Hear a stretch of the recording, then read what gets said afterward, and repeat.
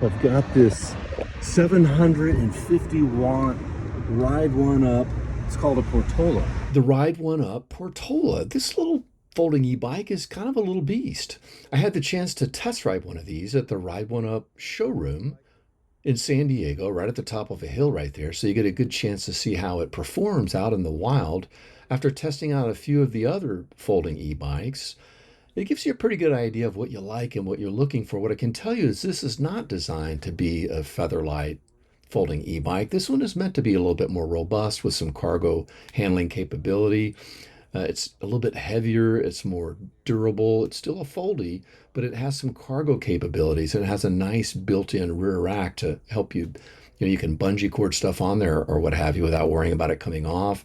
It's a faster and more powerful folding e-bike than many of the others in its class.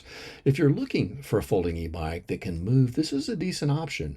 It can move up the hills well, it's fast. Right now I'm just all throttle. I'm going up a hill on the throttle, going just about 20 miles an hour up a hill here in San Diego. It's a pretty steep little hill.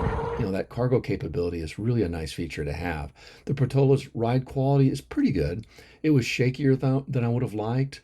That front suspension fork does help. All in all, for its price, I think it offers value on par with something like the Superhuman Shapeshifter, although I would argue the Shapeshifter more closely nails what they were after. I think Portola has a little bit of ground to make up. They need to fix whatever that kind of shaky handling stuff that's going on is. They do offer some nice components though. The Shimano 8-speed Altus drivetrain is legit, Tektro hydraulic disc brakes, and again, that nicely built-in rear rack. They give you 2 battery options. I'd skip the smaller one, go for the larger one. I think it's only an extra $100. That larger battery, 48 volts with 643 watts, it gets up to 30 to 50 miles of range. And Ride1Up, unlike some of the other e-bike companies, their reputation is that they state battery range accurately. So I think that's pretty significant. That's a big little battery on this little fold e-bike, and it looks great. It's a nice bike. And the price is killer on this thing.